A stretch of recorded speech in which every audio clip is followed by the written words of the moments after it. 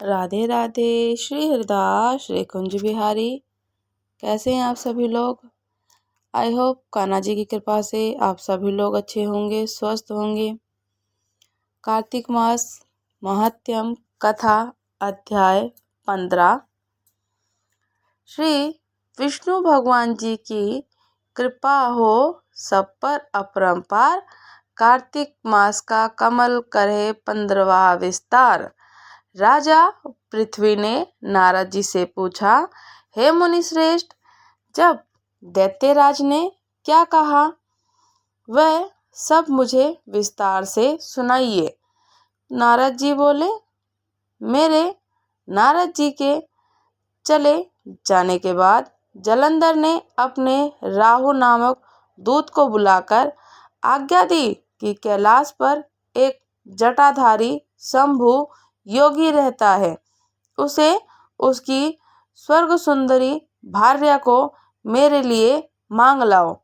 तब दूत शिव के स्थान में पहुंचा, परंतु नंदी ने उसे भीतर सभा में जाने से रोक दिया, किंतु वह अपनी उग्रता से शिव की सभा में चला गया और शिव के आगे बैठकर दैत्यराज का संदेह कह सुनाया।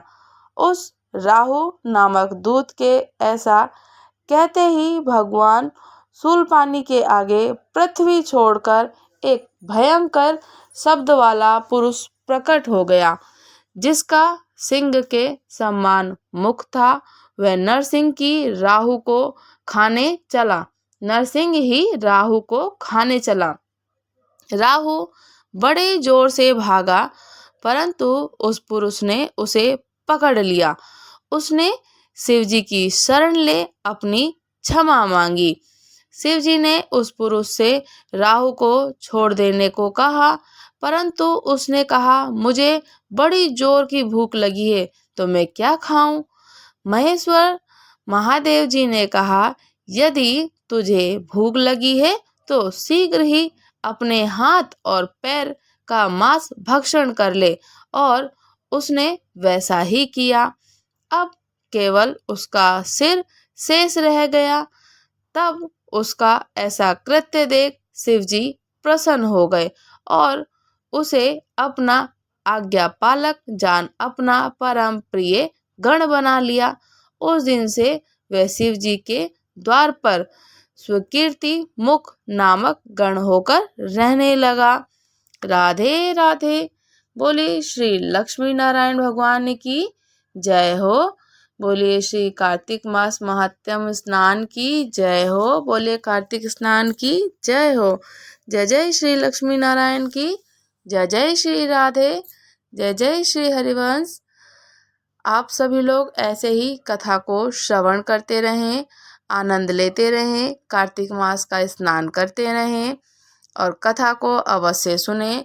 तुलसी महारानी जी के सम्मुख में आप बैठ करके इस कथा को श्रवण करें या आप उसको पढ़ें तो और सुख प्राप्त होगा।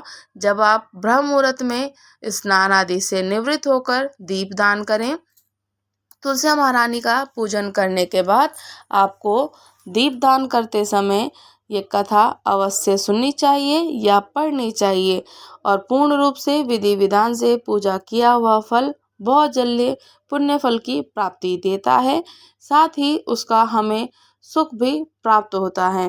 तो हम जब भी तुलसी जी में सुबह में शाम को दीपदान करें तो ये कथा आप अवश्य सुने।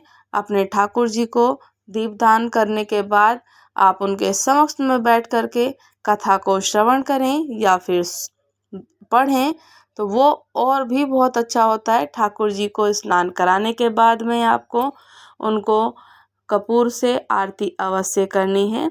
दिया आरती करने के बाद कपूर से आरती की हुई अश्वमेघ यज्ञ की फल की प्राप्ति के बराबर होता है। तो इसीलिए धूप दिया दिखाने के बाद आरती करने के बाद कपूर से आरती अवश्य करनी चाहिए। और इस कार्तिक मास में दक्षिणावर्ती संघ से ठाकुर जी को स्नान कराएं, पंचामृत से स्नान कराएं। दूध, दही, घी, शहद और मिश्री, तुलसी जी का पत्र आप स्नान कराएं, आनंद आएगा। अगर मैं इसी में ही आपको एक और बात बता देती हूँ, ठाकुर जी के, तुलसी जी का इस मंथ में, इस महीने में, कार्तिक मास में दीपदान का बहुत बड़ा महत्व है। तो कार्तिक महीने में कैसे कभी कभी होता है कि किसी भक्त जन के यहाँ, किसी गुरुजन के यहाँ या फिर किसी गृहस्थी में तुलसा महारानी सूख जाती हैं। गुरुजन बोला मैंने, उसके लिए क्षमा। किसी के यहाँ पर तुलसा महारानी सूख जाती हैं, तो उस तुलसा महारानी को आप क्या करें, उनकी लकड़ी को तोड़ करके, स्वच्छ करके, साफ करके आप रख लीजिए।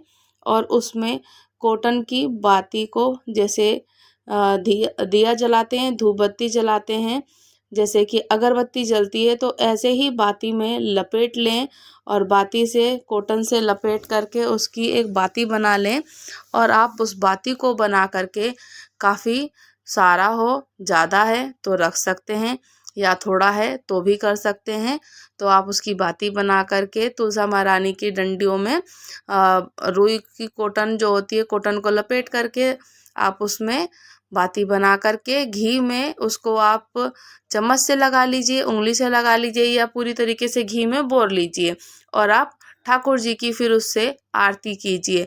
और इस कार्तिक मास में एक बहुत जल्दी इंस्टेंट रिजल्ट देने वाला, का पुण्य फल की प्राप्ति करने वाला, ठाकुर जी इतने प्रसन्न होते हैं, इतने प्रसन्न होते हैं कि तुलसा महारानी की अगर आप उससे आरती करेंगे ठाकुर जी की, और आरती से उनको धूप दीप दिखा करके, ठाकुर जी एकदम प्रसन्न हो जाएंगे, इतने खुश हो जाएंगे बहुत ज़्यादा।